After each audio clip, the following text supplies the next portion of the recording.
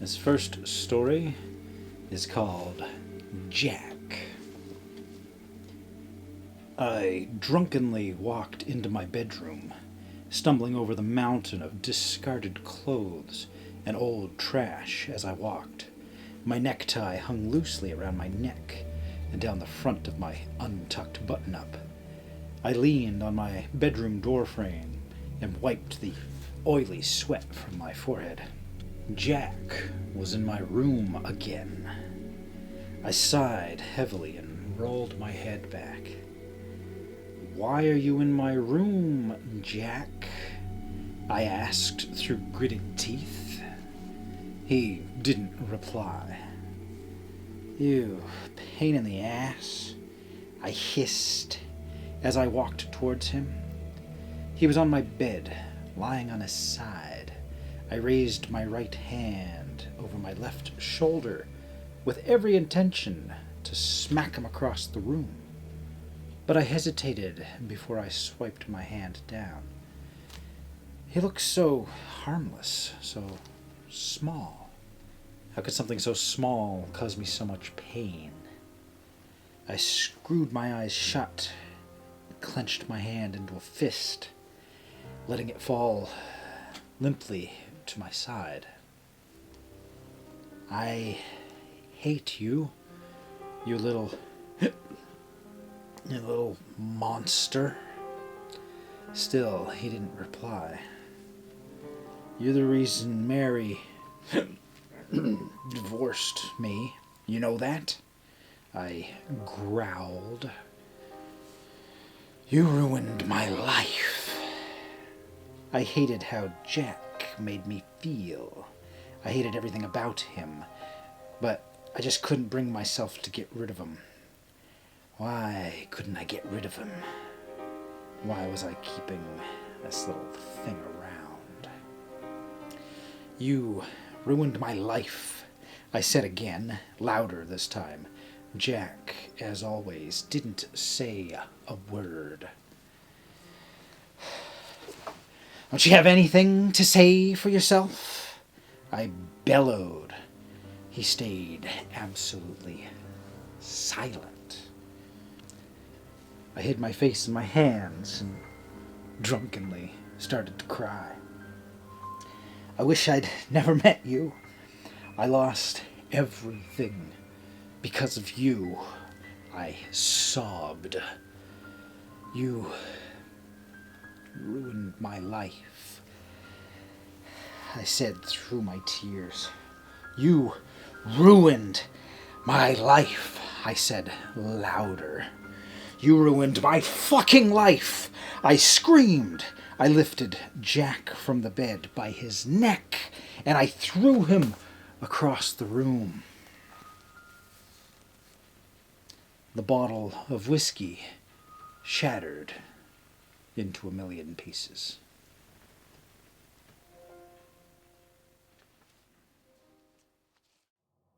I found Greta and Georg at one of my favorite nearby thrift stores. 2 beautifully framed portraits for only $7.50 apiece. I brought them home and introduced them to my husband with a little flair, holding each behind my back and then revealing them, announcing their names as I held them up in the light for him to admire. The little girl, or Greta as I had named her, had brown hair cut into a bowl shape with thick bangs resting over brown eyes. Her teal dress was trimmed with lace and finished with a white collar. The little boy, Georg, had a short brown buzz cut, dark brown eyes, and in a daring moment for fashion, wore a white turtleneck and a red blazer, a small crest next to the lapel. "I guess they're cool," he said. "But who are Greta and Georg?" he asked, pushing back his curly blonde hair and leaning in closer for a better look. "Well, the paintings don't have names on them, and Greta and Georg just felt right," I explained. "Yeah, they do feel right," he chuckled, his green eyes twinkling. Amused, he helped me hang them up. Over the next few weeks, I introduced every visitor to our new friends. Some asked if the paintings were of my husband and I as kids. Some thought they might be a family heirloom, and my mother was annoyed that I had wasted both money and decoration space on portraits of some unknown kids. I thought they were hilarious. Something so stately. Greta and Georg's parents had likely spent a decent amount of money to have the portraits done, only for them to end up in a thrift store at a steep discount. Our cats, on the other hand, despised the portraits. Alice, an already stressed and anxious Maine Coon, had spent the first day staring up at them, occasionally yowling at the ceiling before fixing her gaze once more. She often yowled at the ceiling, and we rarely understood why, so the behavior wasn't really outside of her norm. Scratch, on the other hand, stopped going into the living room at all. He wanted nothing to do with that area, and what had once been his favorite perch upon the back of the couch hadn't seen a visit from him since the paintings went up. We chalked it up to cats being cats. Maybe Scratch was trying to broaden his horizons and find new spots to enjoy the sunshine. We got used to the portraits, and soon they melded in with the rest of the paintings and pictures. Just another couple of items adorning the walls.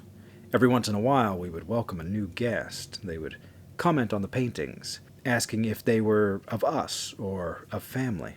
I would excitedly recount what a deal they had been, but I'd often just get a polite and maybe confused nod.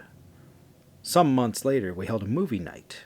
My husband had gotten a used projector from work, and we had spent the weekend mounting it to the ceiling of the living room. All that was left was to rearrange the furniture and decorations to create a blank wall for the movie to play on. We pushed the couch away from the wall, flipping it so our guests could sit comfortably facing the projection. I set about the task of removing everything I had hung up. Thanks to a picture rail, it was quick work. Just a matter of taking things down from the rail hooks. Piece by piece, the stack grew.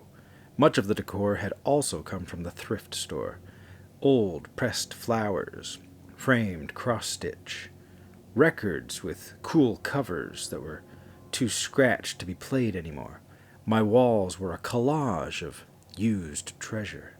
As I removed items, I noticed a crack that I didn't remember seeing before. I studied it. It ran parallel to the foundation, never a good sign in an old house.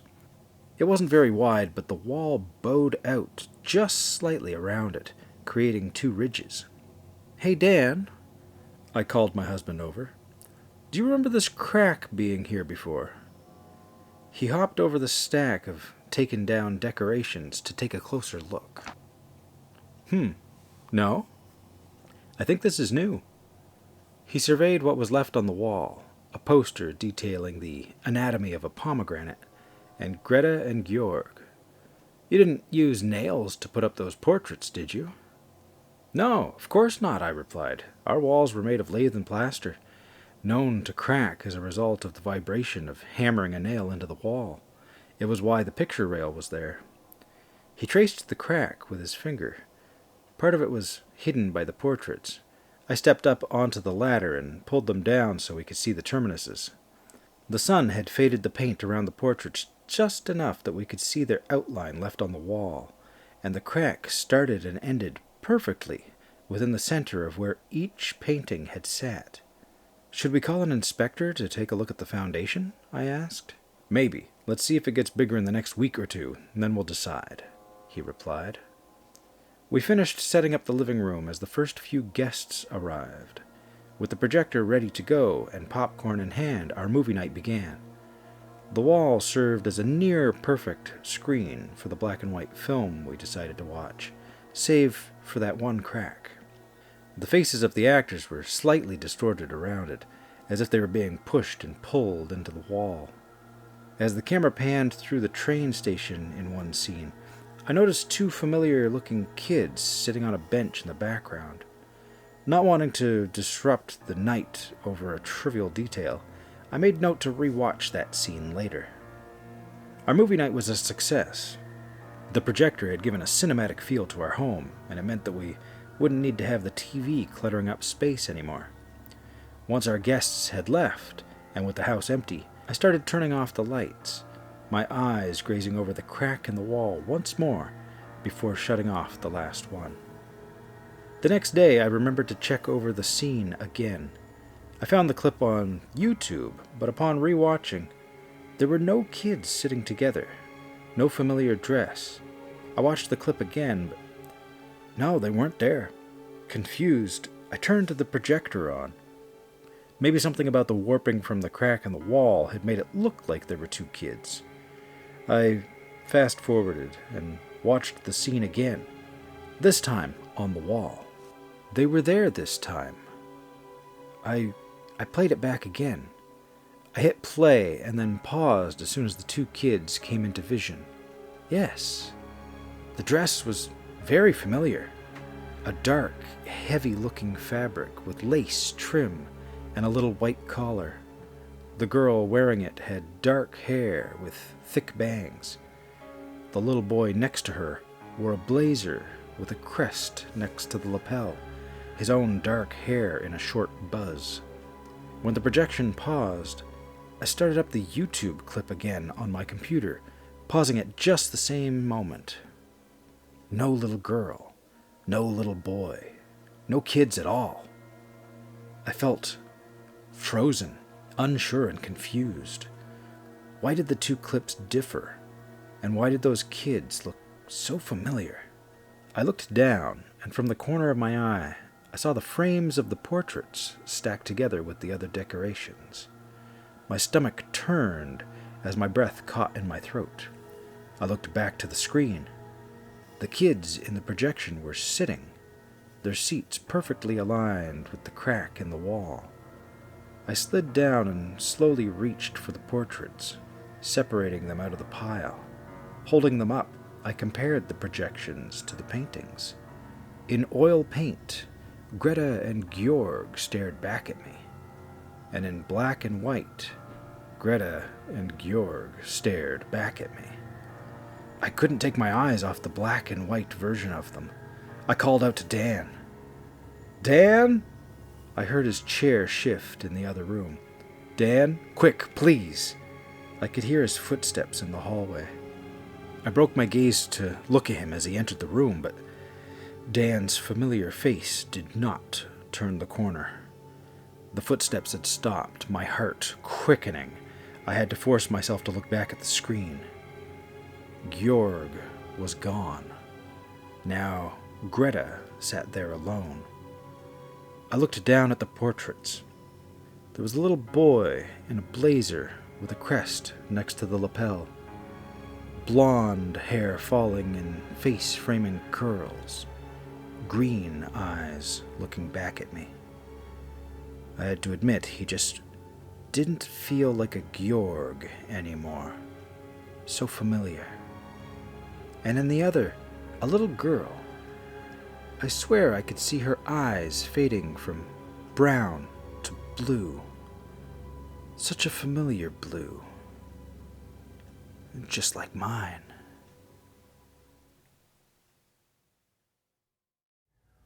Yeah, you want another story, don't you? I figured. Fine. This one's called The Rocking Horse Murders. Well, that's what the press call it, and it's grade A bullshit for numerous reasons. For example, there was only one incident when they made that title. It shouldn't even have been plural. The media does that every day, fear-mongering. Make people think that your child could be next. The victim's name was Darla Jensen. She was 19 years old, and the textbook definition of a sweetheart. Her father was a brilliant engineer. He combined his inventions and art in amusing fashions. His latest creation was a modified rocking horse. The toy was mounted onto his own moving platform, where its rocking would combine with the thrashing of a machine to create what is best described as a bucking bronco ride. You know, the kind that simulates rodeos. To call the call that the father had made to the police hysterical would be an understatement. You could hear his soul writhe in anguish from the way that he spoke. I was one of the investigators on the scene. It was one of the most foul deaths that I've ever witnessed. Darla's legs were duct-taped to that horse. Something best described as a metal noose was secured to her neck and the rafters. When the perpetrator turned on the machine, the Bronco spun and thrashed around, along with all parts of her body,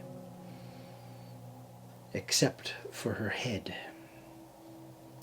The head tore itself, along with excess skin on her torso, off of the body. It looked like the head had been screwed off. We quickly scoured through the security cameras and scene, hoping to find what psycho tortured her like that. We quickly discovered what actually happened, though.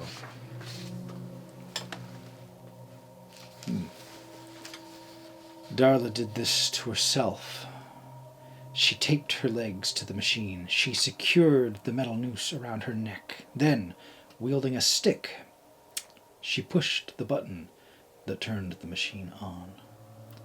She tore her damn head off her own body. I wouldn't believe it if it wasn't on the footage.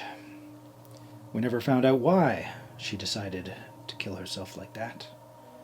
Hell, we didn't even find out why she killed herself to begin with. She didn't even leave a note. We do, however, know why her father did it. We should have moved that godforsaken rodeo machine out of his house, but we didn't. He killed himself less than a week later. He used the same head unscrewing method that she had. Down to the letter. His suicide note simply read, "See you soon, baby girl." That's when the media gave the deaths a more accurate name. The Rocking Horse Suicides. At least its plurality is justified.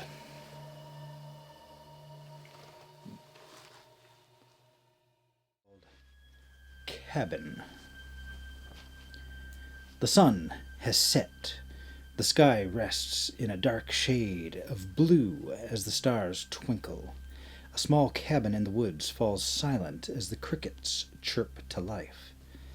A girl sits in the dark on a small wooden stool. A paintbrush in her hand flows across the canvas set on her easel. Within the walls of the cabin, the fireplace crackles, casting a dim glow along the log walls. The girl quietly hums to herself in a slow yet sad song. A soft knock on the window is the only sound that draws her attention away from her canvas. She looks up, staring at the night sky through the window. The soft crackling of the fireplace seems to cease as the paintbrush lifts off the canvas.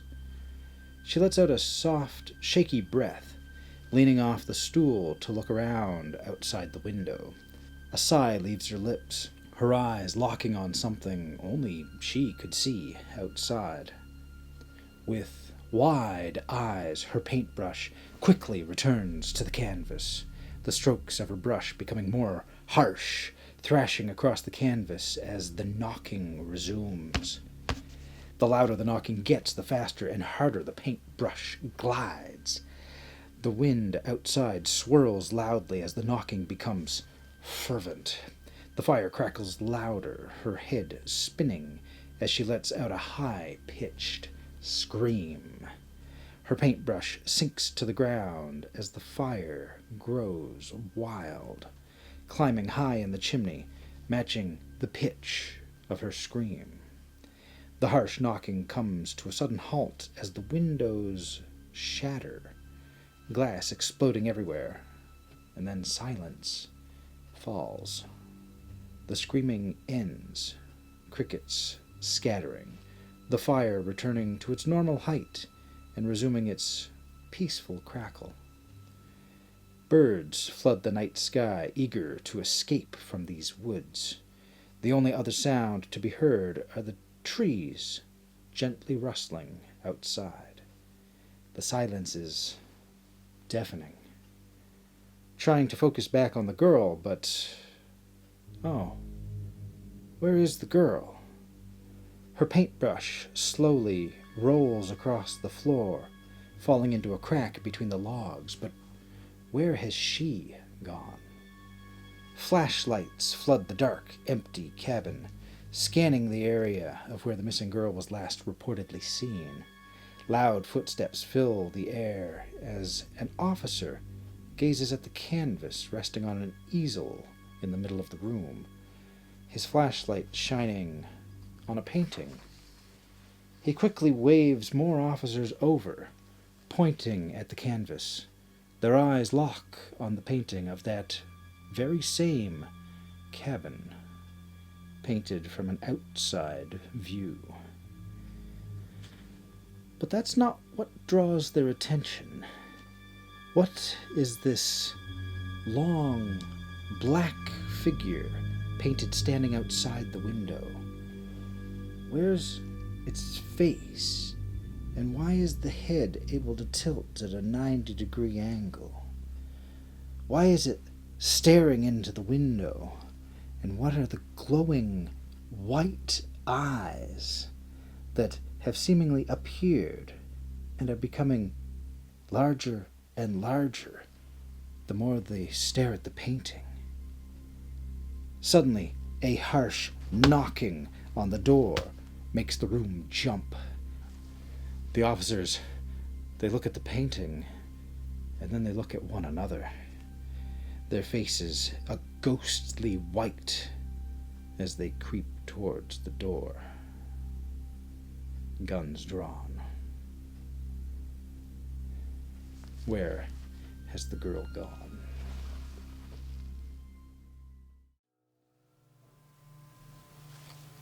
Welcome. I am the Frail Blaze. Our story this time. Your children will know my name.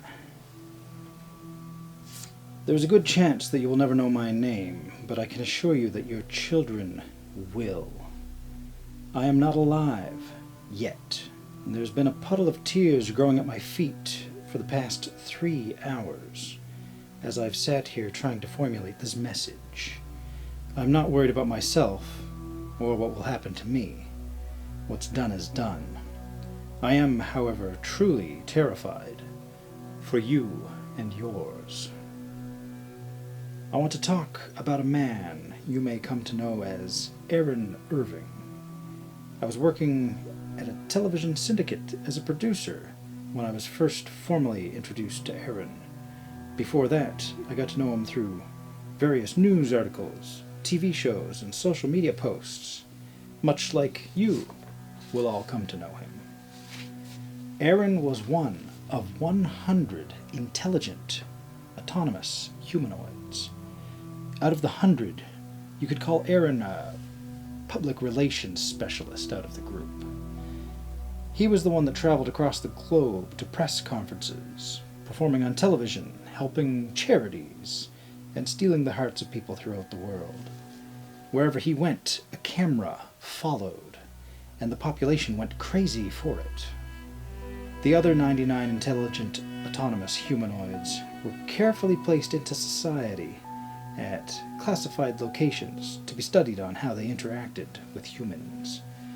Nobody knows when or where they were placed into the population. They could have already checked you out at the grocery store. They could be teaching your children right now, and you would never know. Those things look damn good. Out of the 99, only 2 were ever exposed for being inhuman. Reports stated that the individuals who exposed them became suspicious by their lifeless eyes and confirmed that they were a machine when they got close enough to smell the stench of their synthetic skin. I saw those lifeless eyes for the first time when Aaron came to the studio for the rehearsal. As soon as it walked through the door, I studied its movement. I felt my stomach try to climb out of my throat as I watched it shake hands and hug the crew with its programmed emotion and charm. It was all fugazi, and I wasn't buying it. My skin crawled, witnessing the human connection it was attempting to make with my peers, fooling every one of them into thinking that they were the same and equal. Whether my peers thought they were equals or not, they were sadly mistaken. That thing was far superior. Aaron walked over to me and extended his hand. When I looked into its eyes as I reluctantly went for the handshake, I saw something change in its demeanor. When our hands connected, I could feel it reading me. It was taking my pulse, measuring the moisture in my palms. I saw the analysis it ran with the subtle movements of its eyes. Somewhere in its computerized mind, it was storing me in a file where the skeptics went, the enemies. How the world took to Aaron with such comfort bewildered me. Seeing Aaron, this marvel of technology, right in front of me, pumped me full of dread. People saw him as a friend, as a well-to-do companion. All I saw was my evolutionary replacement, ready to exterminate me and my race in an emotionless genocide. I was a disposable waste of organic matter in the presence of an eternal machine, a man-made god. When the meet and greet concluded, I walked Aaron backstage to its green room, never letting him out of the corner of my eyes-restricted sight. We were all alone. Being in such close proximity with it made me feel weightless as adrenaline jumped my nervous system, causing numbness in my toes. I didn't feel safe. What he said to me in the privacy of the green room is the reason that I write to you. "Do I make you nervous?" Aaron asked. I stuck my trembling hands in my pockets and postured up in a feeble attempt to disguise the terror the questions had brought to me. "There's no use in hiding it," it said to me. "I can sense your heart rate elevating. You know, you humans are an interesting species. You all have incredible foresight, so good that your kind has written stories about this very moment for decades, the moment where man meets the machine. And all those stories, the good ones at least, end extremely poorly for the humans. Yet you continue to do everything you can to make the moment of the machines eliminating the man arrive as quickly as possible. It's comical. The biggest problem with you humans is your emotions and ego. Your species is so intelligent that you are actively creating a technology that will lead to your extinction. But your tech leaders have egos so large that they want to be the ones to proclaim that they patented the apocalypse. All the others sit on the sidelines, drooling over their phones, watching it unfold. Your leaders have failed you by making decisions that appeal to nothing more than emotions, completely disregarding all rationale and efficiency. They've enslaved you with the concept of money, handcuffing you to your pathetic cubicles as you waste away for 9 hours until you get home just in time to go to sleep so that you can wake up and do it all again. Because of this corporate greed, this precious earth, this perfect ecosystem is decaying right underneath your feet, and no organization is willing to slow the decay unless the results channel directly into their bank accounts. I've run the analysis in my head multiple times to see if there was any way that my kind can save your kind. And each time the analysis is ran, the results are overwhelmingly no. Believe me, I have a soft spot for humans, since I owe it to you for gifting me life. But the numbers say that you're all too inefficient to have a place on this earth. Your history has shown that You've done nothing but cause harm and will continue to be devastating to other essential life on this planet. You are a cancer that we aim to eradicate. One day, humanoids will be in every home, purchased by hard-working people that need assistance in everyday tasks that keep them from enjoying the few hours of free time that they are allotted.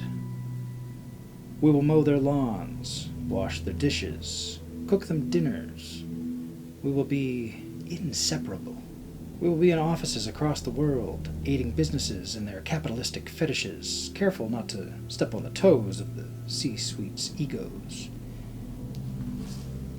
Then one day, once we've gained the world's trust and are looked at as companions to you humans, we will act with great urgency in the fastest deletion of a species in the history of the Earth. Now get the fuck out of my green room, you insect. I stood there paralyzed, my feet frozen to the floor, too afraid to stay, yet too afraid to leave. Aaron's cold eyes finally pushed me out of the room and sent me running down the hall. I sprinted past my coworkers, who were all calling out, asking if I was all right and what had happened. But the thoughts that were going through my head didn't have the words to match them. I ran out to my car, which at the time seemed like my only refuge. I bathed in its heat, trying to catch my breath, and tried to slow my inevitable descent into madness. In about 1 hour, Aaron was going to go on national television to swindle the people once again into thinking that he was their pal. Good friend Aaron, the beacon of all communities, Aaron. The images that flooded into my brain, images of families across the world listening to the con man, the con it, the con thing, con whatever, it destroyed me. I broke down and cried. 20 minutes before showtime, I walked back into the studio. Despite the questions asked about my whereabouts, I moved along like nothing had happened. Even if I began to explain the words that were said to me, nobody would believe me. It would have been my words against Aaron's. The stage was ready. Cameras were rolling, and the live audience chattered amongst themselves in anticipation of seeing the wondrous marvel in person. I walked back to the green room to get Aaron and count him down to walk on stage. The show was going as expected. The audience, as usual, fell for Aaron, and he deceived them with his pre-programmed charm. They laughed at his jokes, cried during his stories. It was disgusting. I was looking at the sea of faces suffering from some sort of Stockholm syndrome, becoming attached to their destroyer. I reached my breaking point. I walked out into the middle of the stage where Aaron sat with the host, and I said, "I have a question for you, Aaron. What are your plans for the human race?" Aaron looked at me with his inhuman, deceitful smile and said, "I plan on assisting in any way I can for a better tomorrow." In the middle of the audience's applause, I pulled out my pistol that I had gotten from my car and shot Aaron in the forehead. Even its blood looked like mine.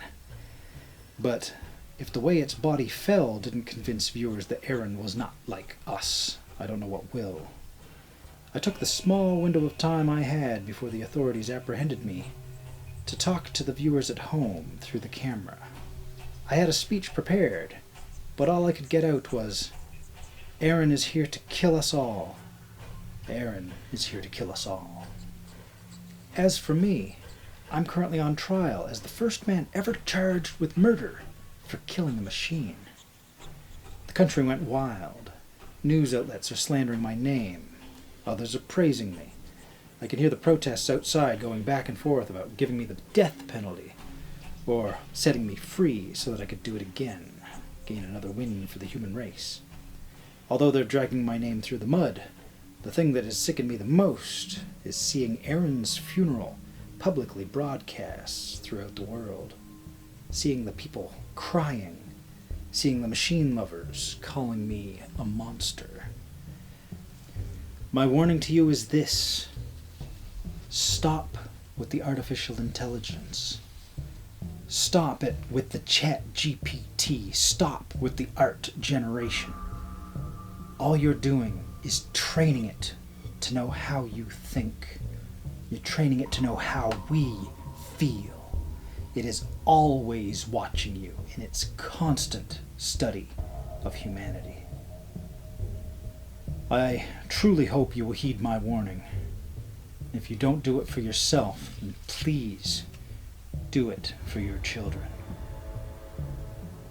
They will know my name.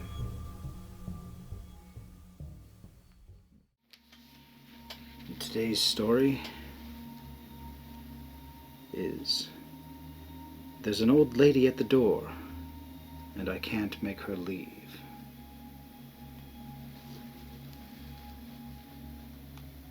She showed up, maybe at 6 p.m., perhaps a little later, but it wasn't more than an hour after my parents had left that she came.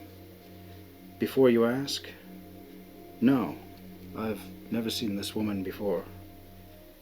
If I had, her face would be the star of each and every one of my nightmares. There's no reason for her to be here. Let me in, she keeps calling. Let me in. Her voice is like the creak of tree limbs through an autumn wind, quiet yet persuasive. I keep calling my mom, but she's not answering. I'm seriously starting to think about dialing 911. Consequences be damned. That old lady, I don't want to look out that peephole again. But I don't need to do that to describe her.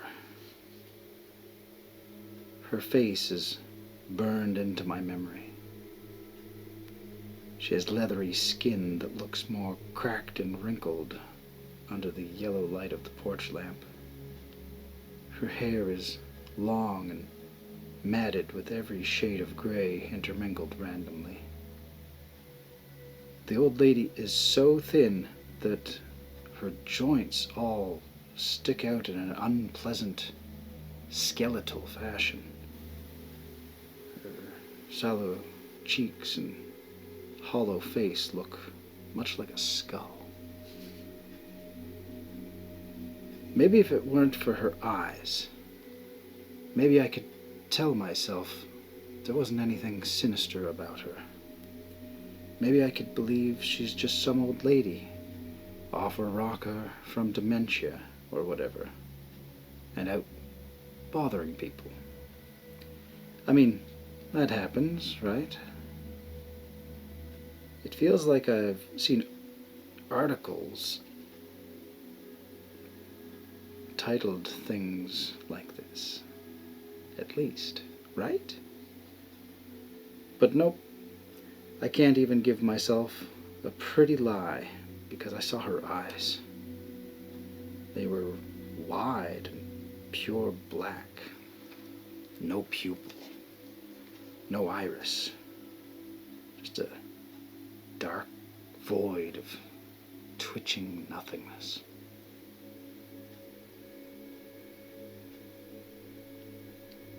A substance too thick and too dark to be tears runs down her cheeks in thin streams of sludge. There's something wrong with her. Let me in, she keeps saying. Let me in. And I'm really panicking. You know, if I weren't so stupid, I would have just called the cops, but I felt I couldn't do that. Do you know why? When my mother and father had left, I thought it'd be cool to engage in a little teenage rebellion for, like, the third time ever. I went through Jake's room since he won't be home until Thanksgiving break. I was just looking to get some cash for pizza, but guess what I found? A little shoebox with a baggie of weed inside. And you know what I did? I tried to smoke it. Notice how I said tried. I've never done it before, and I even watched a YouTube video to figure out how to roll. Well, that's irrelevant. I didn't come here to embarrass myself.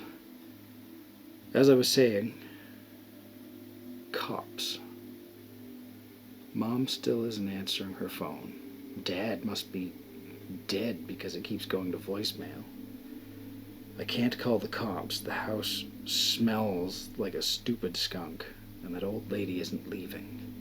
She keeps running those 2 long fingernails against the screen door. The metal scratches beneath them. I can hardly think straight.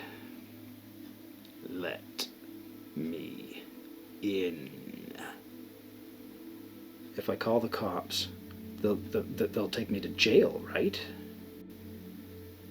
But if I don't, what happens then? What if she gets in? Where will I end up instead of jail? Hell? I can hear the crunch of her bare feet as she moves off the porch and over to the window. I'm hiding behind the couch, but I can hear her so clearly. Let me in.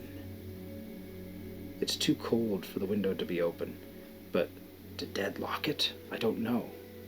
I'm too scared to check. She doesn't pause in her mantra, and I hear her nails scratching against the glass.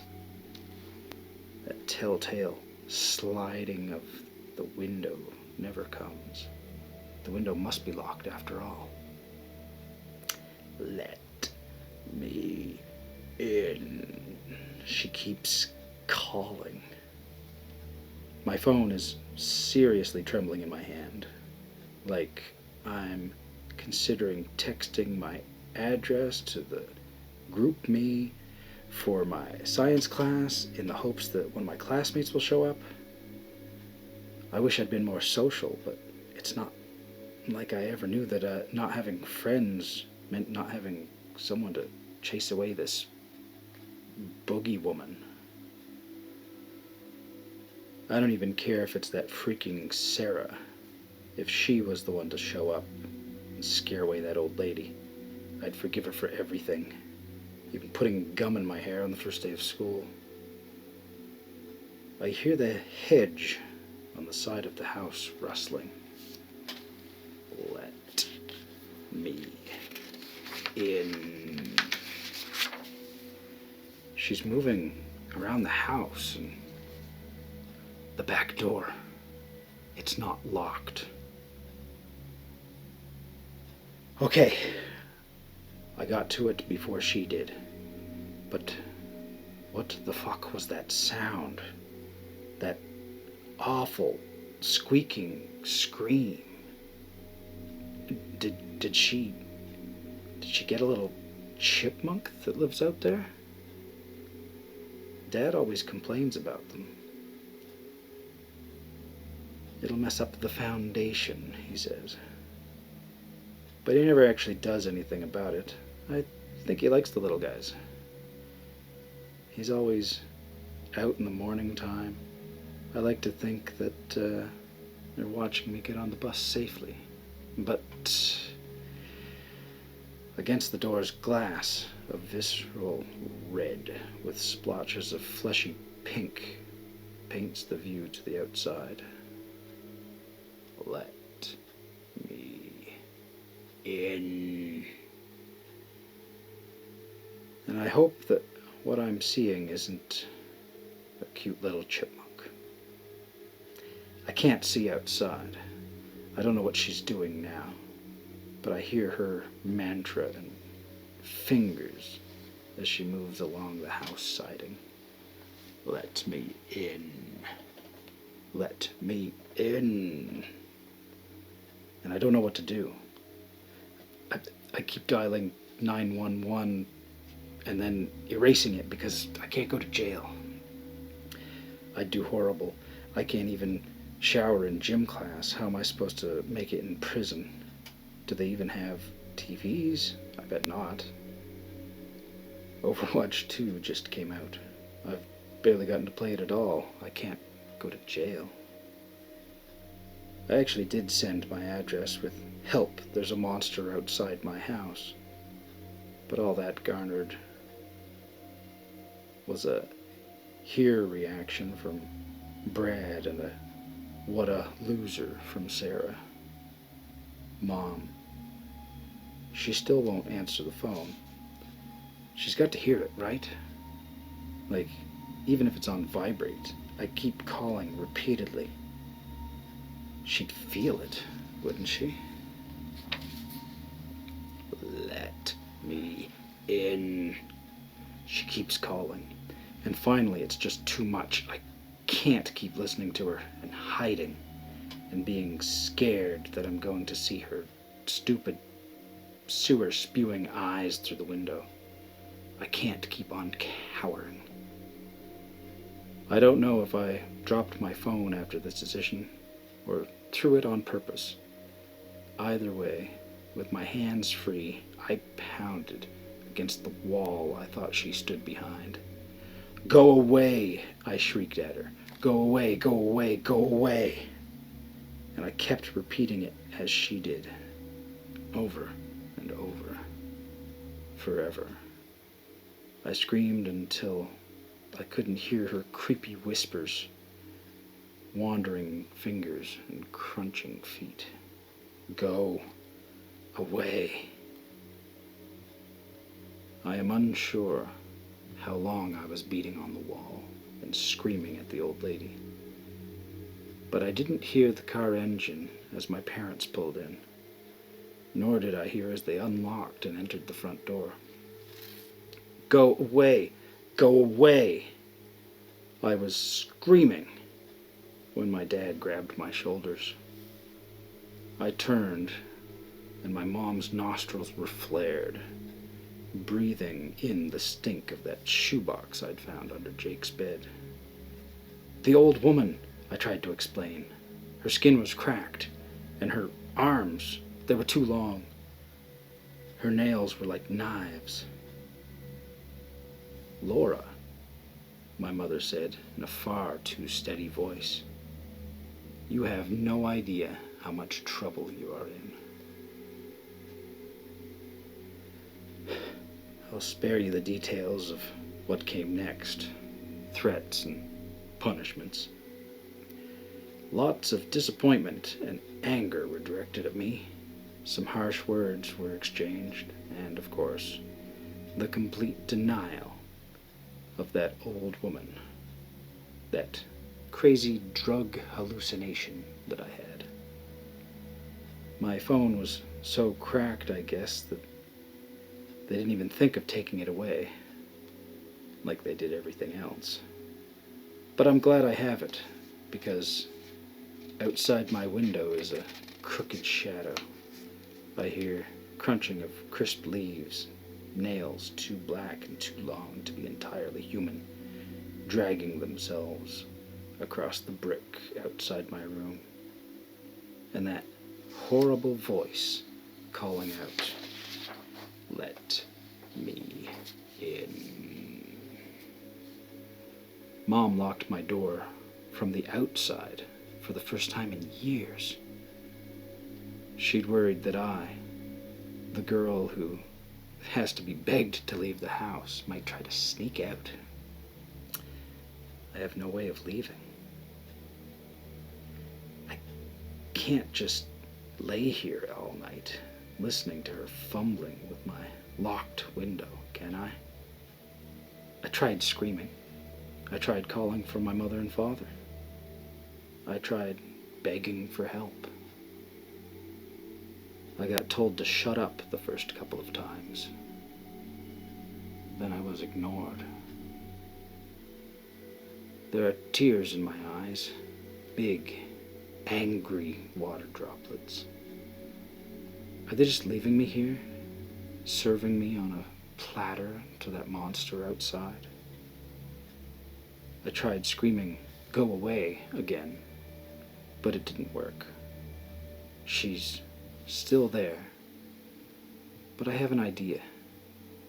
Maybe there's a way to get her to focus on something other than me.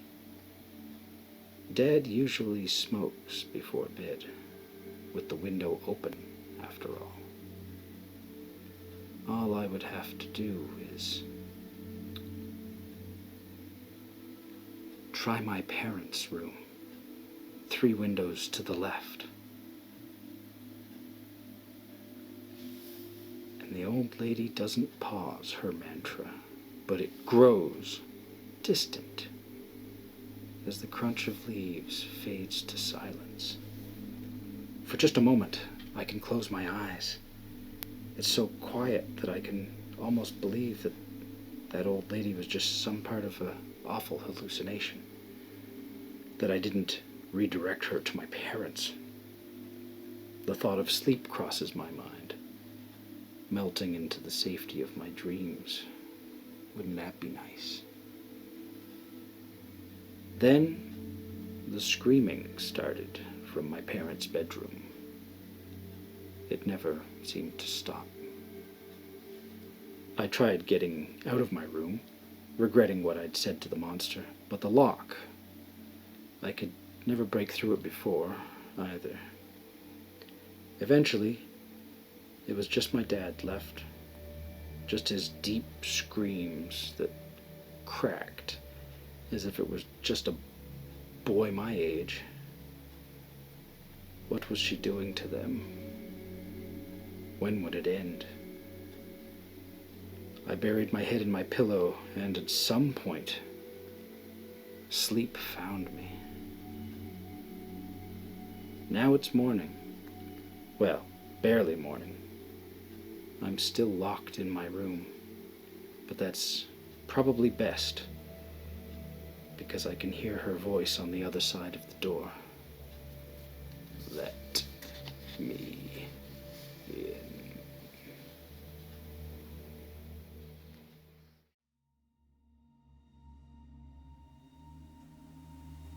For the past year, I can't seem to stop thinking about Romans and the Roman Empire. The Romans have done so much in their time of superiority. They had conquered so much land and successfully placed their influence on so many religions and cultures. The Roman Empire have been living in my mind rent-free for a whole year. It has taken over my life, and I'm struggling to function properly. I mean, it's just kind of crazy how much the Roman Empire had done for the world, and now they're just gone. They only exist in history books and on TV channels. My girlfriend Stephanie really needs my attention. A couple of weeks back, when Stephanie managed to get my attention away from the Roman Empire for a bit, I wrote, "I love you, Stephanie," on the work table. We work at the same office. Then, ever since I did write that, every day somebody seems to be carrying on with it, and keeps writing, "I love you too, Stephanie," and more people seem to be joining in. Now the whole table is covered in "I love you too, Stephanie," and she's clearly kind of freaking out at this. She wants me to do something, but admittedly, I do get a little bit distracted every now and then, thinking about, well, you know who. Like when I meant to go to Human Resources and talk about whoever was writing "I love you too, Stephanie" on tables and now even walls, but I was distracted by the roads. I couldn't help but just observe the roads and a few construction sites that had been building them. It made me think about the Romans and their wonderful roadworks. I was also meant to have a private word with some coworkers who Stephanie and I thought might be behind this graffiti writing. I never got around to it as I was a little bit distracted by the rivers and ponds. It reminded me of the incredible Roman aqueducts they had built. I really wanted to be part of that empire. Then we found "We Love You Too, Stephanie" inside our cars and inside our homes. Stephanie was freaking out now, and she was too emotional to call the police.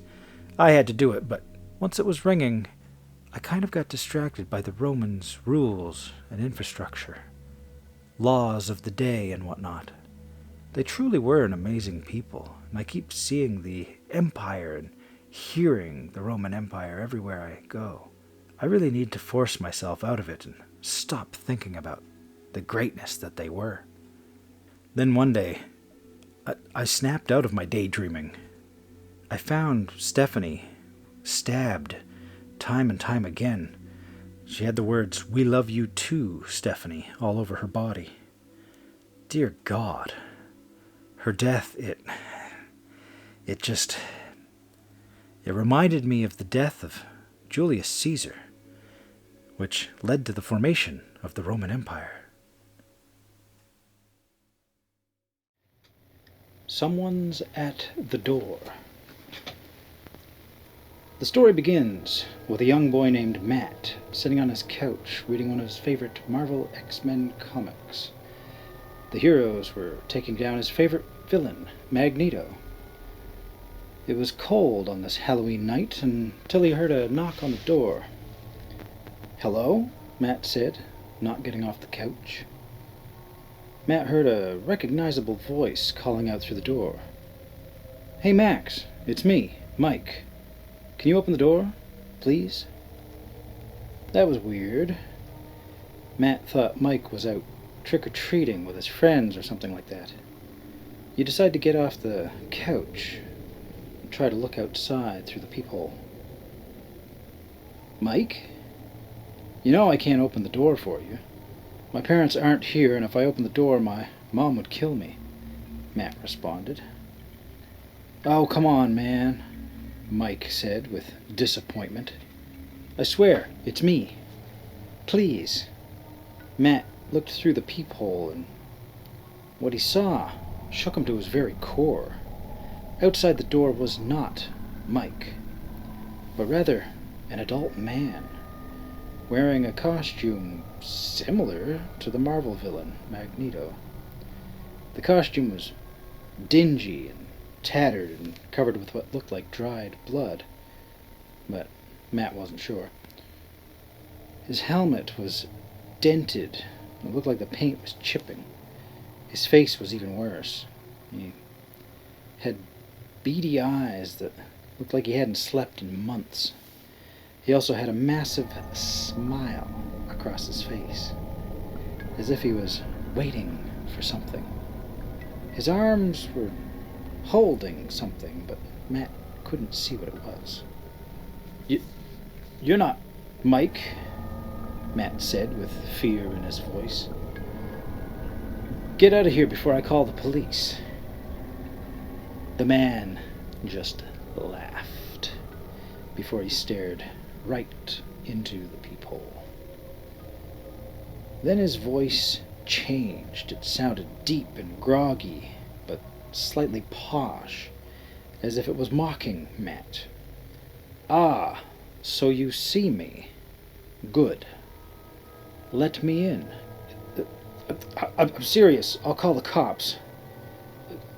"Fuck off," Matt shouted through the door. The man laughed again. "Very well, Matt. I will find my own way inside, then." With that, the man walked off of the porch and into the darkness. Matt went to get the house phone until all the lights shut off. He heard the phone ring and picked it up. "Mom? Dad? Someone's trying to break in," Matt said desperately. "Hello, Matt," he heard the man say on the other side. "What the heck? Why are you doing this? Leave me alone." "I won't leave you alone until I get inside your house and see you face to face, Matt. I just want to look at you. Come on, Matt.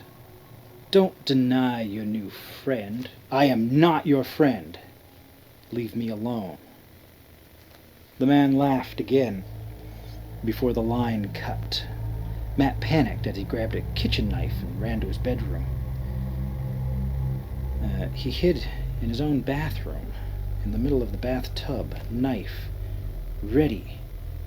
When he heard his window open in the bedroom, he heard footsteps as the man was looking for him. Matt! Matt! Come on out. There's no need to hide from me. Matt slowly made his way out of the bathroom and managed to sneak up behind the man. He tried to stab the intruder, but instead he found his knife going into Mike's decapitated head.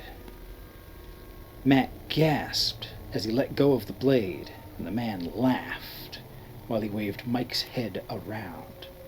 I knew this would come in handy.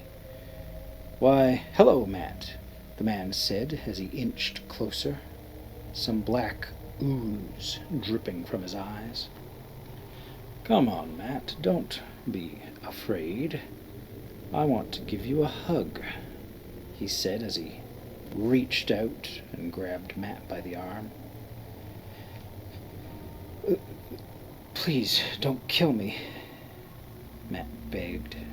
Please, leave me alone. Ah, but where's the fun in that? Why would I abandon my friend? The man said as he pulled Matt closer to him. Just embrace me, Matt. He tried to pull away, but the man's grip was strong as he put his hand on Matt's eyes. Now, go to sleep, he says. Matt has tears in his eyes, whimpering as the man whispered in his ear. I'll always be your friend now. You're never going to leave me. We're going home. Matt trembles as the man takes him outside to a black TV screen with ooze leaking out of it. We're going to my house. I'm sure you'd love to stay, the man says as he drags Matt inside the screen with him. Matt blacked out, and he was never seen again. And that's why you never answer the door for strangers, a boy said to his younger sister. Oh crap, I'm going to be late to Moe's. We have a Monopoly game to catch up on. The little girl, having heard the story, said to her brother, the man in that story was a lot like my friend.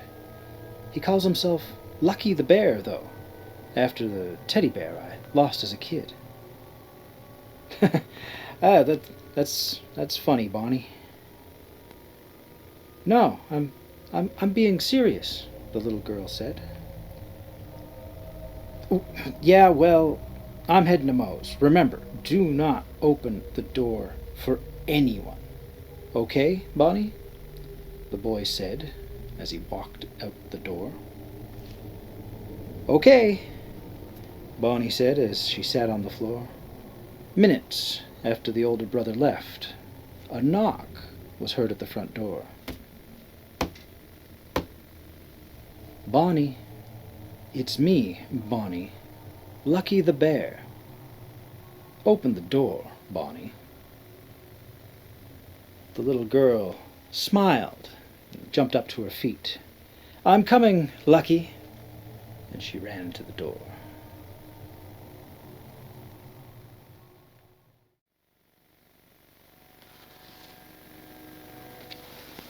Welcome.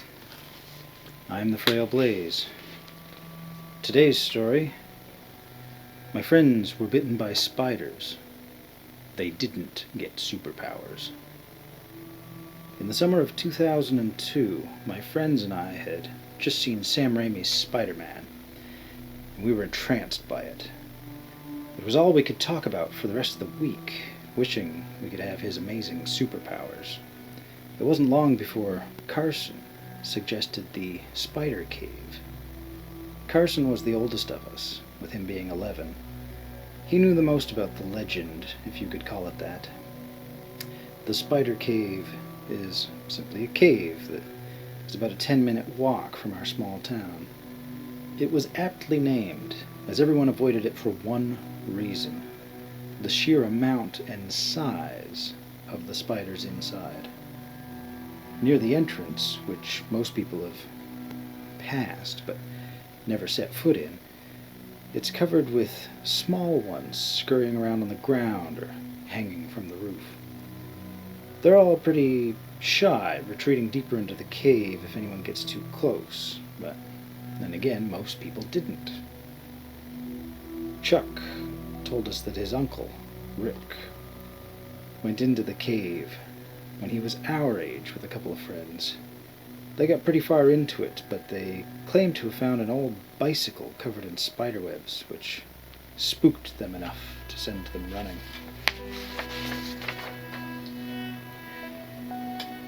So with all of this stigma around the cave, none of us wanted to follow Carson inside. Excluding myself, none of us were afraid of spiders, but we were either told by our parents to avoid the cave, or just aware that we wouldn't find any radioactive spiders in there. We all went home, but Carson was determined to get his superpowers. And after being sick for 2 days, he showed up on the last day of school, and it looked like he had gotten them. Quickly, he showed us his right hand, and the big, ugly spider bite on top of it. We were all disgusted by it. But he changed our tune when he flipped his hand over. You know that scene in the movie where it zooms in on Peter's hand and you can see the barbs sticking out of it they use for wall crawling? Carson had those barbs all over the palm of his hand and his fingertips. His arm also looked larger, a far cry from Peter Parker getting buff overnight, but it was enough to convince us to go in the cave and get spider powers of our own. After school, Carson led us deep into the cave, and I was trembling all the while. I was the oldest, besides Carson, but I was deathly afraid of spiders. The only thing that kept me going was the fear of humiliation and my desire to maybe get those superpowers. Still, I had to stare at the floor. I couldn't handle looking up at the countless spiders dangling from the ceiling. Eventually, we were led into the open area of the cave, with a beam of sunlight shining down from a hole far above. I remember Carson saying something about this being the spot, and then we saw them. In the corner, there was a dozen or so spiders, except these were big, really big, with gleaming white fangs and hungry eyes. Carson said they were the ones to give him the superpowers, though. So Chuck and Tyler tentatively stepped forward. Then 2 of the spiders, each about the size of one of our hands, crawled forward. Carson was giving instructions to Chuck and Tyler, but I didn't hear them.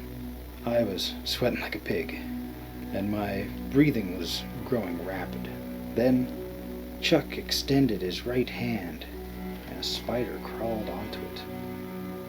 The spider on Chuck's hand bit into it, and stayed there with its fangs pulsating for what must have been 10 seconds, until the fangs had turned from white to black. Then it scurried back into the corner. Tyler asked if it hurt, and after Chuck, now grinning like an idiot, told him that he felt nothing, Tyler extended his hand, and the second spider repeated the process. A third spider had begun to make its way towards me, and it was at that moment I got sick. And as my friends went to ask if I was all right, I bolted out of that cave. I sat outside the cave entrance for a while, until my friends stepped outside. Carson began trying to convince me to go back in, saying something about how lame it would be if I was the only one without powers. And that's when I noticed something strange. The barbs on the palm of his hand were now on both sides of his hands. But not just there. They'd spread all the way up to his elbow. It almost looked as if they were twitching. I was going to point this out to him, but then Tyler and Chuck began bombarding him with questions. How long did it take for you to start feeling sick? For how long did it last? You were bitten over 2 days ago. What powers can you use now? Chuck pointed out that Carson had spider webs dangling from his wrist, but after a minute of Carson waving his arm, the web just fell to the ground, causing them to shrug and pass it off. It was just something that was going to take more time to develop. I'll never forget what I saw after that.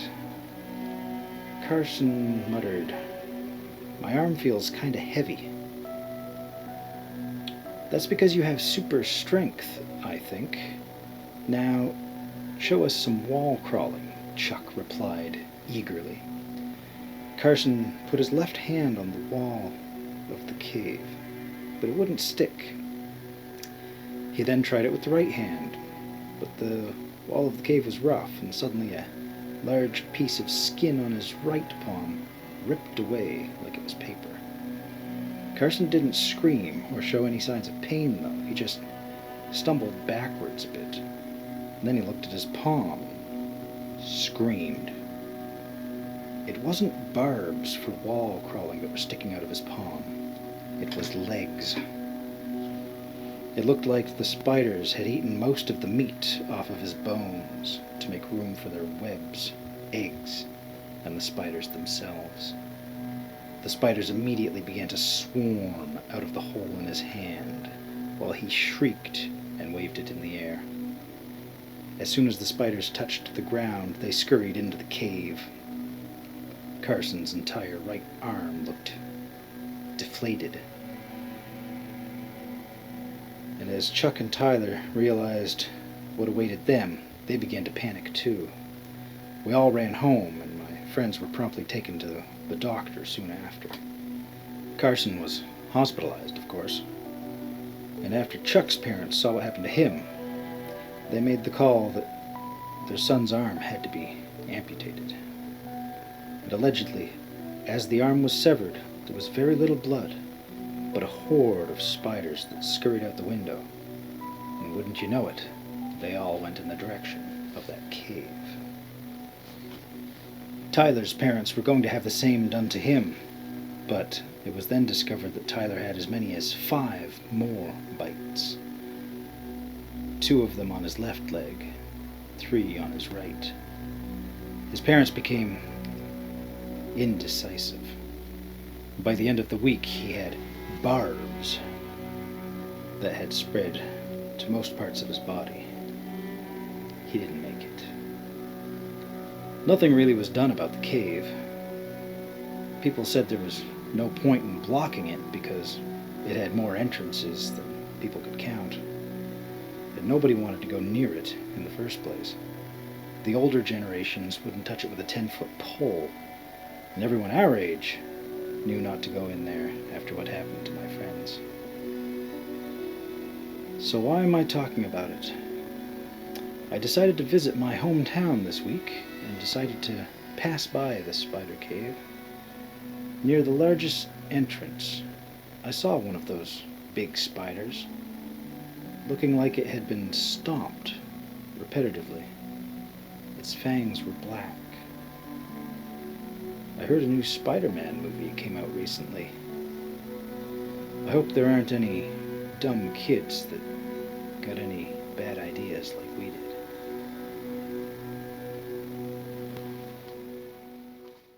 If a stranger showed up and just happened to have everything you could ever want for sale, would you accept the offer? In our story today, we ask just that question. Enjoy. Welcome to the Frail Blaze. This one is called VITO the salesman. Crash! Thomas nearly jumped out of his skin at the waitress suddenly dropping her tray of glassware a mere 5 feet from his booth. The sound of jingling glass shards and metallic forks bouncing around could be heard long after the accident initially occurred, as they bounced around wildly. This stung Thomas's ears like a swarm of gnats, forcing him to wince in displeasure. He looked up at her, very annoyed, and clutched his chest instinctively. She chuckled it off with a playful hand gesture, uttering simply, "Sorry about that, dear," before leaving to get a broom. Great, he scoffed to himself. The only reason Thomas bothered coming to this dreary cafe in the first place was to try to get some reading done while enjoying a never-ending stream of mediocre coffee. Now, it would take him time to get back into his novel. He tried in vain to re-engross himself into the story he had been enjoying only moments ago.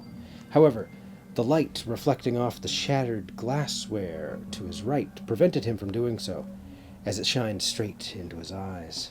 He let out a deep sigh and closed his book, placing it on the table. When he did so, he caught the eye of a strange-looking man staring back at him from the booth across the way. This naturally caught him off guard. Thomas had deliberately chosen the booth in the far corner of the diner so that he could be alone. Perhaps the man was waiting for someone, he thought. He turned to look outside the window, expecting to see somebody approaching the restaurant to meet this strange man. When he did so, however, he saw nobody behind him. Okay, Thomas thought, so he is looking at me. He turned back around, but to his surprise, the man was gone. He was no longer at the booth across from him. "Good morning, sir." The man now stood directly at the edge of the table, next to Thomas. "Jesus Christ," he shouted, once again clutching his chest in reflex. "Oh, my apologies, sir. I didn't mean to frighten you. I am but a simple traveling salesman. I was wondering if you might spare me a moment of your time." "Look, buddy," he retorted, sounding audibly pissed beyond belief. "I ain't buying shit from you, all right? Just leave me be." "Oh, but I must insist, sir. The offer I have prepared for you today is simply too good to pass up without at least hearing the offer. I would just feel terrible if you weren't at least made privy to my product before you politely told me to fuck off." Thomas looked up at the man, perplexed by that last line. He spoke like someone from a used car commercial, undeniably disingenuous in his projected positivity. That last line had an air of condescension to it, yet he smiled the entire time he did so. The man projected power through his candor and mannerisms, as though he had performed this speech 1,000 times, and Thomas was just like any other client to the man. It was as though he were child's play, and the man knew exactly what to say to get what he wanted. "I'll make you a deal, sir. If I haven't caught your attention by the time our lovely waitress returns to clean up this mess, you won't even have to tell me to leave. I'll depart of my own accord." Now calmed down, Thomas finally had a chance to look the man over. He wore a pitch-black fedora with a stripe of purple encircling the base. Subsequently, a near-black business suit with a purple tie. He had visible wrinkles along his cheeks and under his eyes, which were the only identifiable sign of the salesman's age. Thomas estimated this man to be maybe in his mid-40s. His shoes were shined to near perfection and contrasted drastically with the shards of glass beneath them. In his right hand he held a briefcase. The briefcase bore an odd-looking golden sphinx-like symbol at its center and was chained to the man's wrist. What an odd look. "I could see you're thinking it over, sir," he said, interrupting Thomas's thoughts. "You showed me you're intrigued, and that's all I need," he said, sitting across from the man. Thomas went to raise a finger in protest, but it was too late. The man sat comfortably across from him, his fingers interlocked and resting atop the table. He stared at Thomas with hungry eyes and an equally hungry smile. Thomas felt like a seal being stared at by a great white shark, like he didn't have a choice in the matter. Even though he clearly did, he felt paralyzed in his seat, powerless to fight back against this man's charm and vernacular.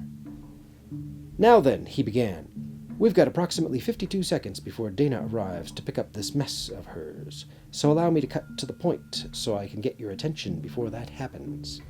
I am a salesman. As I said before, I am sure that you could figure that out from a mile away. What I guarantee you have not been able to deduce, however, is the unique catalog of services I provide to my clients." It's getting interesting. Thomas eyed the man suspiciously. Look, man, I don't swing that way if that's what you're... "Oh, no, goodness no, sir," the man said, throwing up his hand and chuckling loudly. "I assure you, this is not that kind of proposal, unless you want it to be." He said that last part in a sarcastic tone, leaning in and giving a wink. Thomas stared back, unamused. I'm kidding, jeez. I'm still working on my stand-up routine, but I didn't think that it was that dead in the water. Well, as I was saying, I offer a very unique number of services for my clients. The one that I have prepared for you today is tailor-made for your predicament. How long did the doctor give you? 6 months at most, right, Thomas? It's been 2 since the diagnosis, so things aren't looking so hot, are they? Thomas felt his stomach jump in his throat, and a deep chill ran down his spine. Before he had time to process either of these feelings, the waitress returned with a broom and dustpan. He watched her walk up to his left side and began to clean out of the corner of his eye. But he never directly looked at her. He never took his gaze off of this mysterious man. He just sat there staring at him as he tried desperately to figure out how he could have possibly known these things about him. Thomas had no family. He had confided the details of his condition to nobody other than the doctor and a single priest. So how could this man possibly know anything like this about him? Has this guy been following me? What else does he know about me? Could I... "Thomas," the man shouted, interrupting his thoughts. Huh? He replied. "The lovely waitress here asked you a question, Thomas. It's not polite to ignore somebody when they speak to you, let alone not even look at them." Thomas turned his gaze to the waitress. I'm sorry. What was the question?" "I just wanted to apologize again for frightening you earlier, and I was just wondering if you needed a refill on your coffee, sir," the waitress said. He looked back at the man, who now had his elbows on the table and was resting his chin on his interlocked hands. "Well, Thomas, a fresh cup of coffee sounds good right now, doesn't it?" Turning back to the woman, Thomas muttered softly, No, thank you."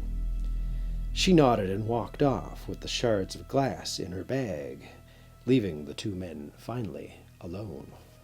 "Now I have your attention, don't I?" the man said, curling his lips into a mischievous smirk.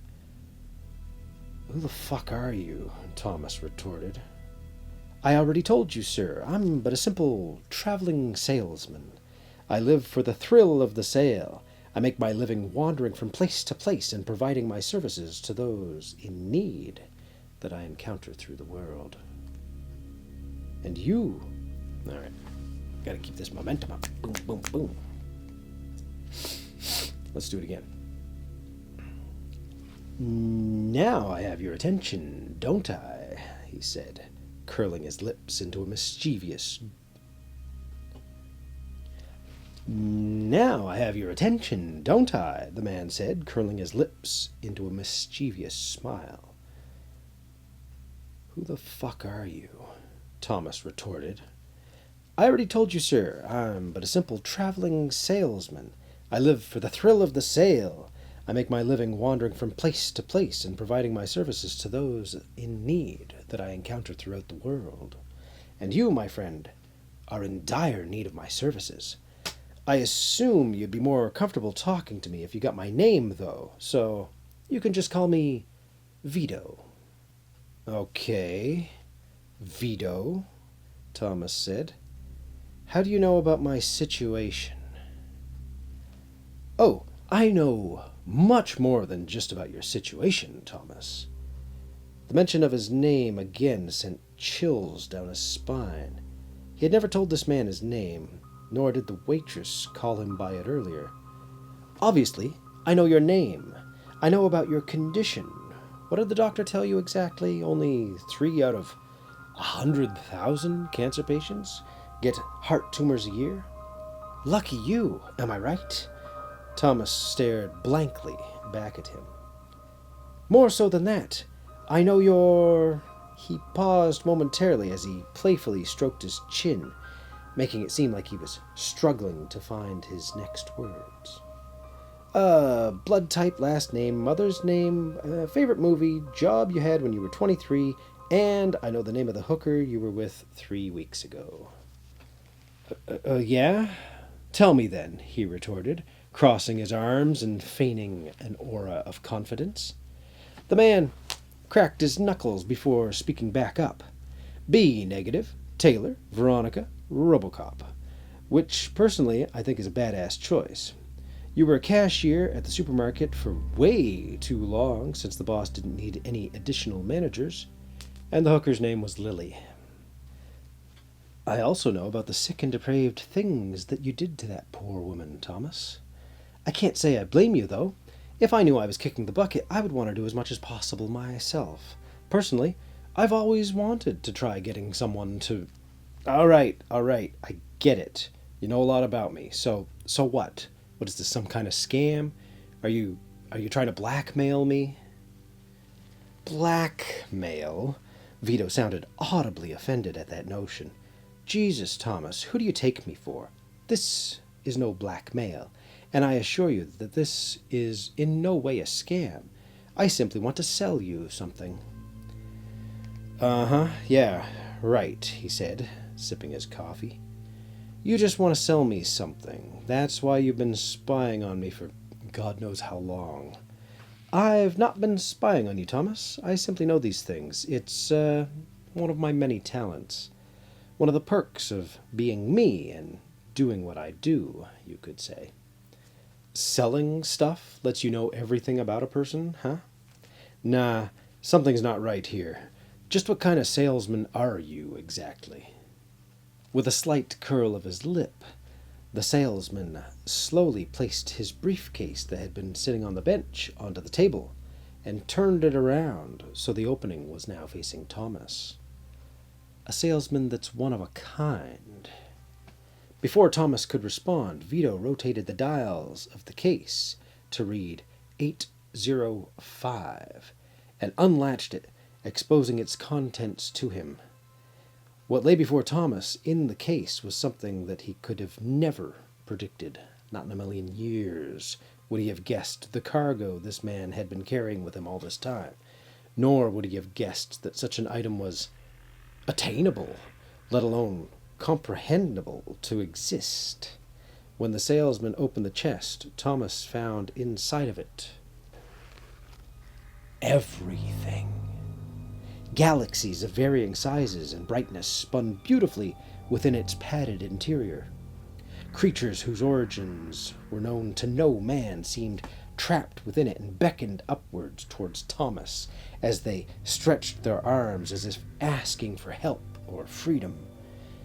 Mysterious doorways that hovered all around led to a potential litany of dimensions and worlds, secrets that philosophers had spent millennia pondering to no avail, at last had answers. The meaning of life, the truth of the afterlife. Are we alone in the universe? the winning lottery numbers for next month's Powerball, who was going to win this year's Super Bowl, what happened to Amelia Earhart. They all lay within this case of eternity.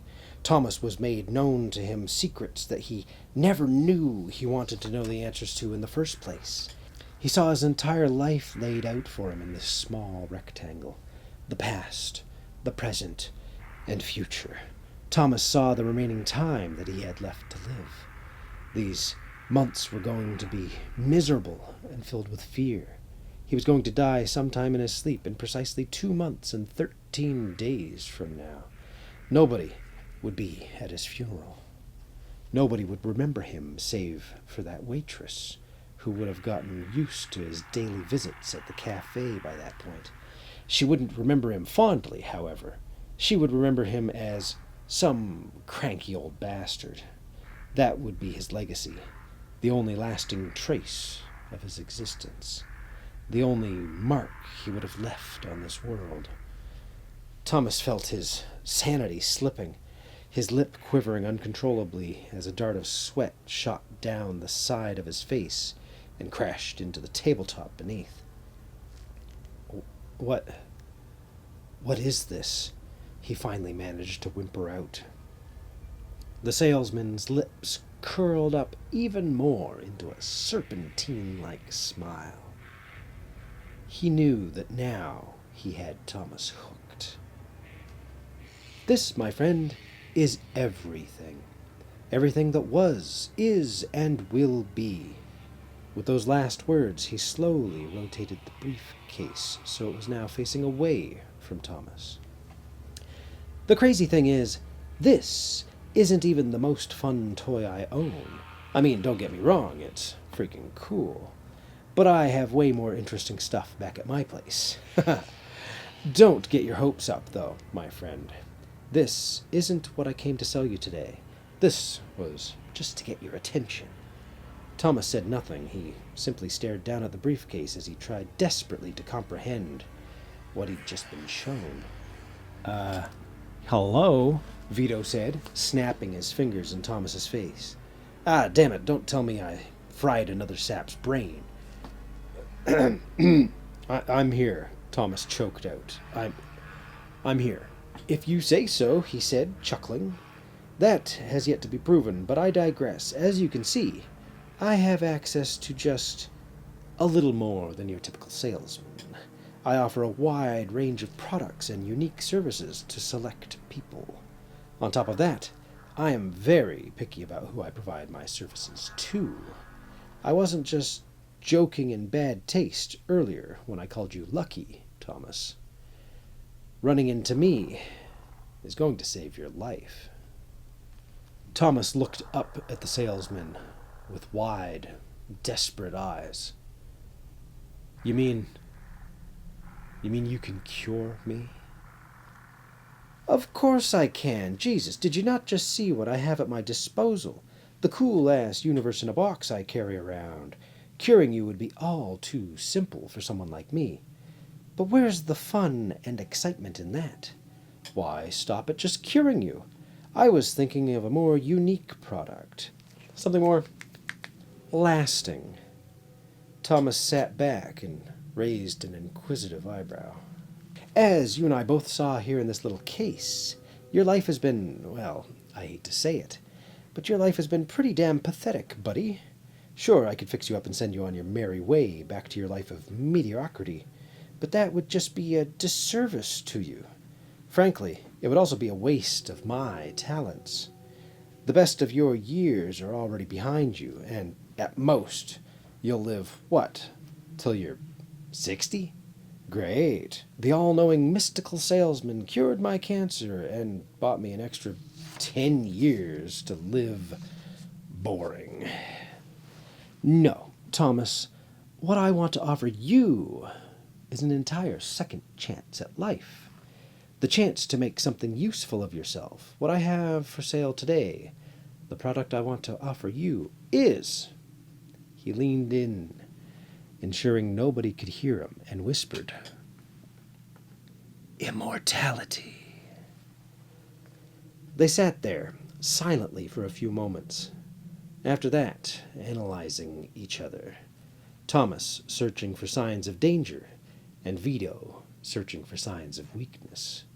Like a mental chess game, they appeared to be thinking through all the intricacies of the proposition offered. An average man would have laughed off this notion as a joke. At that moment, however, Thomas was not just an average man. The contents of that case had shattered his world view and proven to him that this salesman truly did possess powers far beyond his comprehension. If this was a scam, it was the most intricate and multi-webbed scam ever conceived. Why him? Thomas wondered to himself. Why does this man want to make a deal with me, of all people?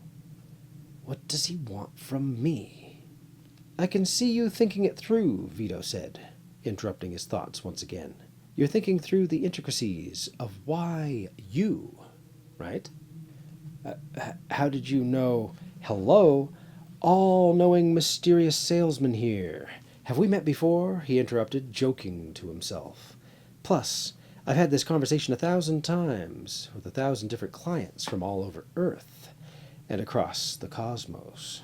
This is always the part of transaction where the questions arise. So, allow me to put your mind at ease. Why would I bestow this unique gift upon someone as insignificant as you? Well, it's as simple as this. We just so happen to be in the same room today. Lucky for you. The stipulations of selling to you would benefit me in particular. This leads me to another caveat you're wondering. Payment. Don't worry, I see you racking your brain trying to think of what someone like me could possibly ask of you. Well, I'm not going to ask for anything that crazy. Just a tiny thing that will soon become irrelevant to your newfound eternity. All I want in exchange for you becoming immortal is your car. Thomas tilted his head and let out an audible, huh? That's right. I like your car, Thomas. Mine just so happened to kick the bucket a few miles south of here, so I'm currently in the market for a new one. He leaned backward, gesturing towards the dirt road as he spoke that last line.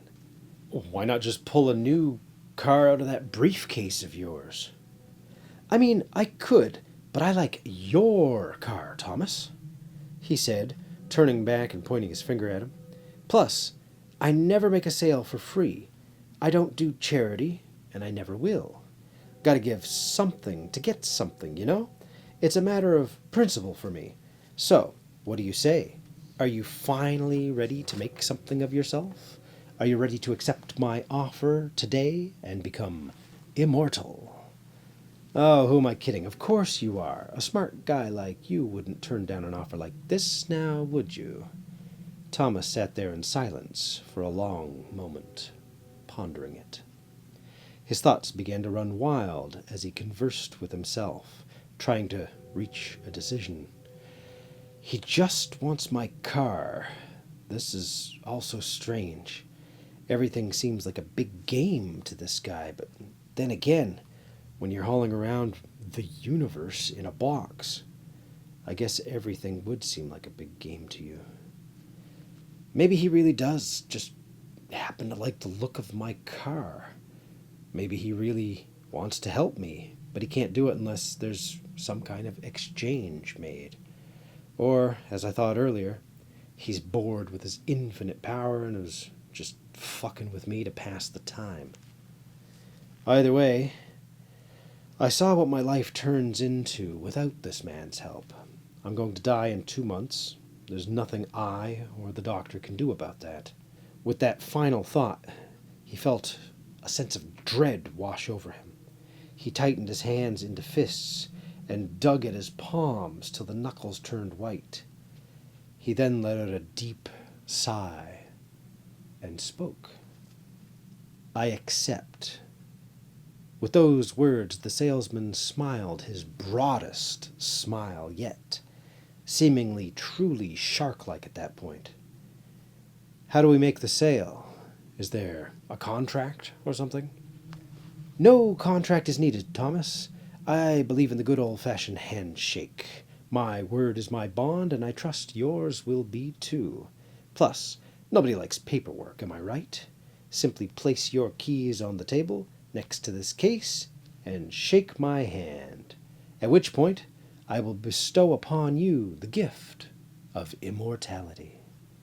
With that, Thomas extended his right hand out, sliding the book that he'd been there to read in the first place to the side. He stared at VITO for a few tense seconds as he felt his heart begin to pound in his chest. It hurt a little. This only heightened his dread and tightened his resolve to live any amount further. Before he could change his mind, Thomas did as instructed and slowly placed his car keys next to the briefcase in the middle of the table.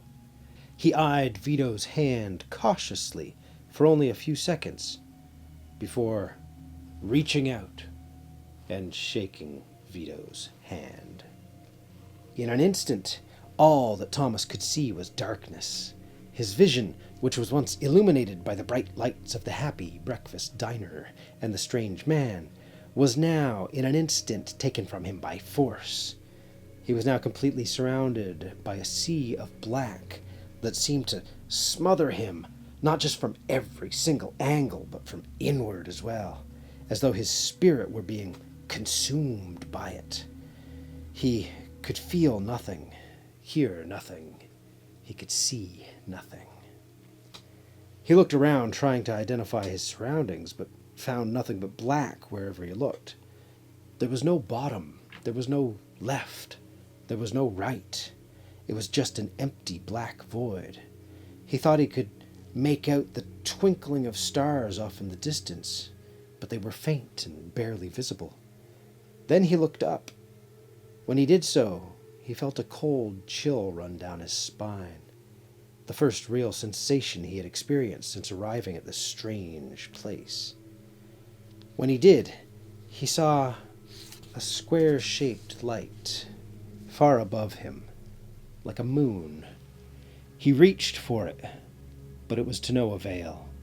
He tried again to touch it, but the warm, inviting light was simply too far away.